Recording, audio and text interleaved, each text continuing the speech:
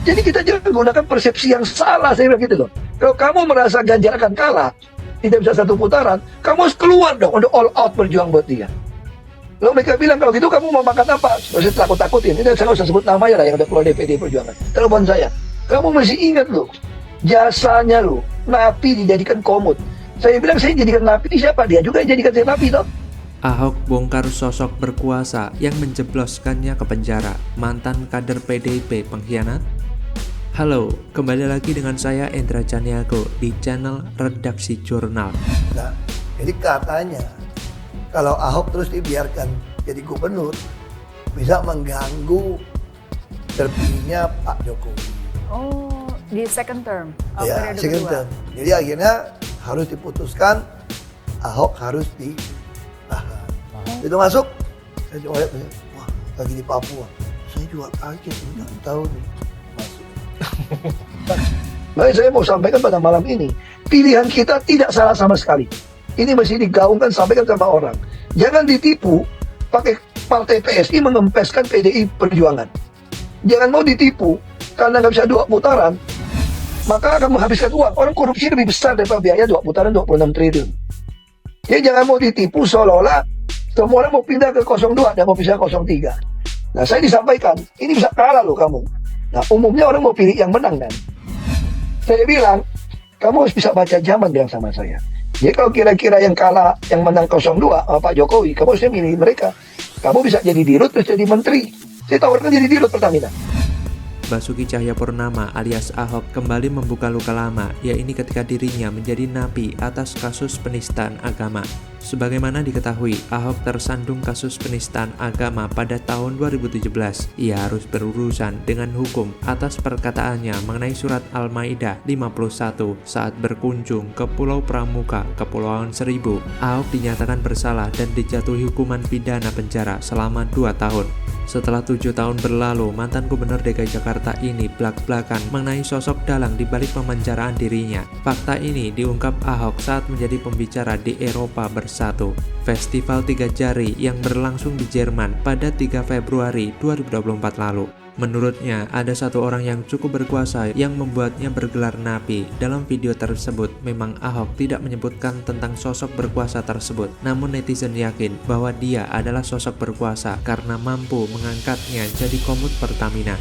Pada video yang diunggah akun YouTube Eropa untuk Ganjar Mahfud dan tersebar di video TikTok, Ahok bercerita bahwa ada satu mantan kader PDIP yang coba menakutinya. Mantan kader PDIP tersebut mengingatkan dampak apabila Ahok tidak mendukung Prabowo Gibran dalam Pilpres 2024 ini. Tapi menurut Ahok, apabila ada orang loyal yang takut Ganjar kalah, maka semestinya mereka all out untuk mendukungnya. Bahkan Ahok juga mengungkapkan diiming-imingi jabatan menjadi dirut Pertamina dan menteri oleh seorang jika bergabung ke pihak Prabowo Gibran. Namun Ahok menolak tawaran itu. Ia lebih memilih melepas jabatan sebagai komisaris utama atau komut Pertamina untuk memenangkan Ganjar Mahfud.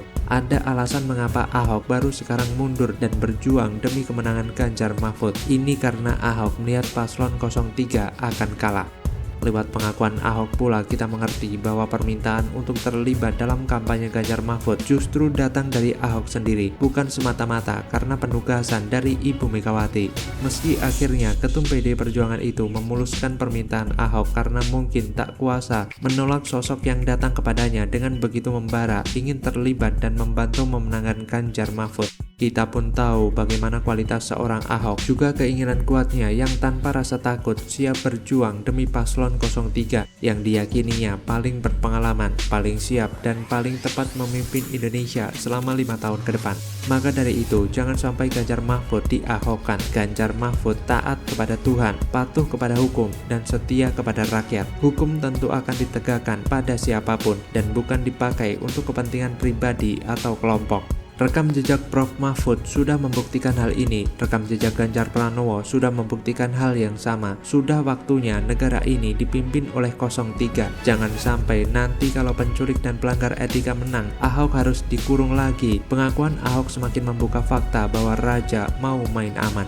Dan kalau sosok petarung yang satu ini sudah menyatakan kesiapannya, rasanya siapapun akan mulai gentar, keder, bahkan takut kalau Ahok Effect bisa mengubah peta politik meski dalam waktu singkat. Kalau nanti Ganjar Mahfud takdir dan alam semesta merestui Ganjar Mahfud menang satu putaran, kita tunggu bersama kiprah pria bermental bak singa beneran dari PD Perjuangan ini. Lantas bagaimana kalau menurut Anda? Memalukan, kampanye terselubung Jokowi tebar bansos jelang Pilpres. Uang rakyat diijon untuk kampanye anaknya? Halo, selamat datang di channel Redaksi Jurnal. Rakyat diijon demi ambisi Jokowi. Kira-kira itu kesimpulannya kan? Ya. Ini kan diijon, dikasih uang supaya nanti suara itu diberikan kepada Jokowi. Ini semacam maklar yang memaksa. Kalau maklar masih mending lah. Ini kan maklar kekuasaan. Jadi semua peralatan dia kerahkan tuh. Nah, kita membayangkan bagaimana sejarah akan ditulis nanti bahwa satu pemilu yang di ujung masa Pak Jokowi, ternyata Jokowi hanya bertindak sebagai maklar, bukan negarawan itu. Maklar duit rakyat untuk menipu rakyat, kan itu jadinya kan. Dan lebih gilanya lagi, bansos yang menjadi senjata ampuh Jokowi untuk menaikkan popularitas Prabowo itu semakin masif dikucurkan. Bahkan Jokowi dikabarkan merapel bansos yang harusnya dikucurkan sampai bulan Maret, dipampatkan semua di bulan Februari, bulan pemilihan. Dan bansos itu banyak diklaim oleh tim ses Prabowo sebagai bansos Jokowi. Padahal bansos itu adalah bantuan sosial yang menggunakan uang negara dan bukan uang pribadi. Semua fakta kecurangan itu semakin membuka mata masyarakat bahwa telah terjadi berbagai kecurangan untuk hanya sekedar memenangkan Prabowo di Pilpres kali ini. Persiapan dia itu memang tidak sempurna tuh, karena itu dia mau sempurnakan dengan memanfaatkan kekuasaan terakhir atau sisa kekuasaan yang masih dia miliki kan. Kalau Pak Jokowi itu betul-betul seorang player politik, pakai kemampuan dia untuk hegemoni itu, bukan dengan hegemoni artinya tanpa urusan material dia bisa poles pikiran rakyat supaya memilih anaknya kan. Misalnya dengan terus menggaungkan IKN bagus, generasi baru itu akan tumbuh. Kalau itu yang dia lakukan ya oke, tapi bukan dengan cara kasar. Ini kan namanya kasar kan. Merampas uang rakyat dan dikembalikan pada rakyat seolah-olah itu hadiah tuh. Presiden Joko Widodo memberikan bantuan sosial tambahan berupa bantuan langsung tunai BLT tahun ini.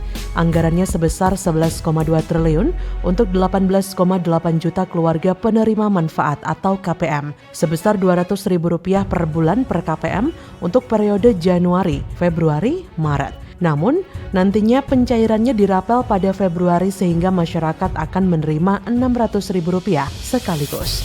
BLT terbaru ini ibarat tahu bulat yang digoreng dadakan. Terlebih bantuan diberikan di tengah masa kampanye Pilpres 2024 sehingga menimbulkan berbagai persepsi. Pasalnya, putra sulung Jokowi, Gibran Rakabuming Raka, menjadi salah satu cawapres. Munculnya BLT baru ini seolah kampanye terselubung Jokowi untuk memenangkan paslon capres-cawapres tertentu. Dalam hal ini, Prabowo Gibran, BLT yang muncul dadakan ini seperti tahu bulat yang digoreng dadakan sehingga ketika dimakan masih hangat. BLT baru ini akan terasa lebih enak bagi masyarakat, terutama yang menerima. Mereka tidak akan peduli bila BLT ini mendadak dan kental nuansa politik. Sikap kritis mereka akan tiba-tiba lenyap karena kebagian uang yang jumlahnya lumayan yaitu Rp600.000. Bawaslu pun tidak bisa menilai ini sebagai money politik karena yang membagikan adalah pemerintah yang berwenang, bukan dari paslon capres-cawapres. Padahal efeknya sama saja, paslon Prabowo Gibran akan mendapat limpahan elektoral terkait pembagian bansos ini, terutama BLT tahu bulat, karena masyarakat maklum bahwa Presiden Jokowi mendukung Prabowo Gibran. Sulit dipungkiri bila pemberian bansos ini memang bentuk keberpihakan Jokowi kepada Prabowo Gibran. Nuansa politiknya terasa sangat tebal dibandingkan urgensi menyelesaikan masalah daya beli masyarakat miskin. Karena dekat dengan pemilu, bansos dianggap ada unsur politiknya, sehingga memantik pendapat dari para elit politik. Capres nomor urut 3 Ganjar Pranowo mengungkapkan bansos sudah menjadi komoditi berbau politik. Kata Ganjar pada 30 Desember, sekarang bansos sudah menjadi komoditas yang baunya politik ya. Dulu ada yang menyampaikan jangan pilih Ganjar, nanti dia akan menghentikan bansos. Yang statement seperti itu rasa-rasanya tidak mengerti aturan. Bahkan tim pemenangannya meminta agar penyaluran bansos ditunda hingga pemilu 2024 selesai. Hal ini diungkapkan Deputi Hukum TPN Ganjar Mahfud, Todung Mulya Lubis. Kemudian Cawapres nomor urut 1 Muhaimin setuju dengan usulan dari TPN Ganjar tersebut yang meminta penyaluran bantuan sosial ditunda hingga Pilpres 2024 usai. Caimin menilai penundaan itu perlu dilakukan untuk menghindari